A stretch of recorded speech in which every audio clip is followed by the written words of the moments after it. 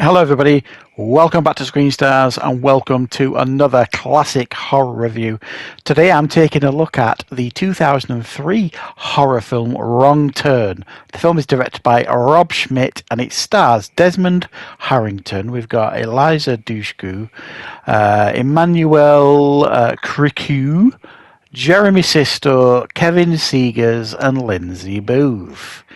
Now the film follows Desmond Harrington's character, who essentially has to take a detour because there is a road that's been jammed up because of an accident. So he ends up going through this remote road in West Virginia. He crashes into a vehicle that has been brought to a halt with some barbed wire around the wires. So there's a group of them now. And they have to essentially hike off into the woods in order to try and find some help. However, they are soon discovering that they are being hunted by a group of deformed, inbred, cannibalistic mountain men. Right, what are my thoughts on Wrong Turn? Well, this is another one of those horror franchises that I've been thinking about visiting. I have seen this one, obviously the first one. I haven't seen any of the sequels. I don't think I have. I might be wrong, but I don't remember seeing any of them. And the only other one I've seen is the reboot, if you want to call it that came out in, was it 2022, that I didn't like at all. I wasn't keen on that at all. It was such a massive deviation, I think, from the original and probably the sequels as well. It actually didn't do brilliantly at the box office. I mean, it made a profit. It did okay. I think it got about nearly 30 million, I think, worldwide. Now, in 2003, that's obviously doesn't sound great now, but in 2003, it probably would have been a little bit better. And it's got a great premise going for it. You know what I mean? Like, cannibalistic, inbred, mutated mountain men hunting people down. I mean, what's not to love there? And the film, I think, does it very, very well. I think this film does really well is introduces us to the characters. I thought there were fairly nicely fleshed out characters that you actually started caring about. And a lot of these films, one of the biggest mistakes they make, and I'm always saying it, is these characters are poorly written and poorly fleshed out, so that they just at that point just become cannon fodder. They're just pieces of flesh for the bad guys to chop up.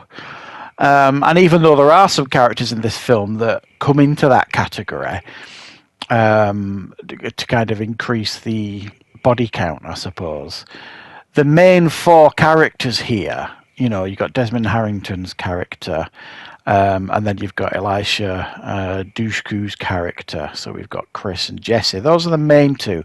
But there's another couple as well, like this couple who are like engaged, fiancés, and they're due to get married. And you get to know them a little bit along the way as well. So you're actually invested in these characters and they feel like real people, and it's absolutely shocking, what kind of happens to them for the most part. And that's something I'd forgotten about, really. Such a long time since I've seen this. It's quite graphic, I suppose. These. I understand Winston as well, I think, produced this, and he did the effects for the mountain. At least I'm sure he produced it, and he absolutely nailed it in regards to the effects here. His team. I mean, these mountain men, if that's what you want to call them. I mean, they look very effective, and the way they behave and stuff. They're just brutal. But what I also like about them as well is that they are very, very accomplished hunters. I mean, one of them is an absolute... I mean, he's better than Robin Hood with the bow and arrow. He's absolutely lethal with it. And I love that. It's a fight for survival. It's a scramble to stay alive. And I thought we've got two very, very strong leads here with Desmond Harrington and Elisha Dushku. I think they both bounce each other off of each other really, really well. There's good chemistry between the two of them. You end up rooting for them. I really enjoyed the whole sequence in this film where they go up like the watchtower thing.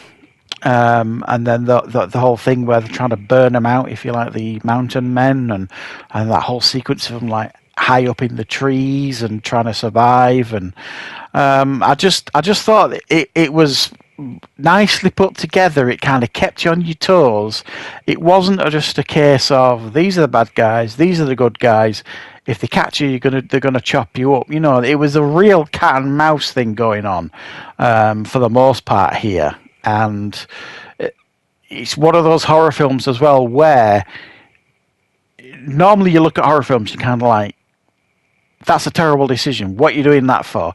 Whereas in this, for the most part, not all the time, but for the most part, they're making decisions that make sense. You know what I mean? In the moment, you kind of like, and you're thinking, well, I'd probably do something like that as well. So they're trying to, they're making smart decisions for the most part. It's just because they're in these mountain men, these mutated mountain men's backyard, a lot of it ain't coming off because they don't know the area as good as them, sort of thing. Elisha Dushku apparently did quite a lot of her own stunts in this.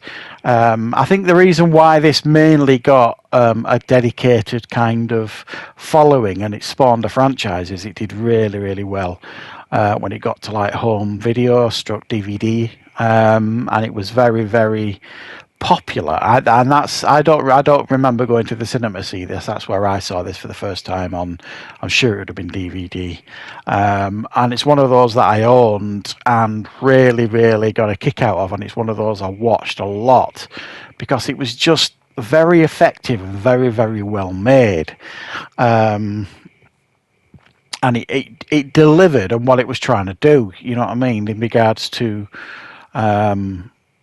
these mountain men just hacking and slashing, and if you sat back and thought about it, you'd be kind of thinking, I mean, because in their yard, I suppose, you can see all these cars that have been from their past victims, and they take out a policeman without even thinking twice, and you're just thinking, surely to God, this would catch up to them one day. You know what I mean? It wouldn't fly for the most part, and they wouldn't get away with it forever. There would be rumours, there would be all sorts of things why they probably wouldn't get away with it, because so many people have gone missing in that kind of area, sort of thing. So it would be investigated, but it doesn't really matter.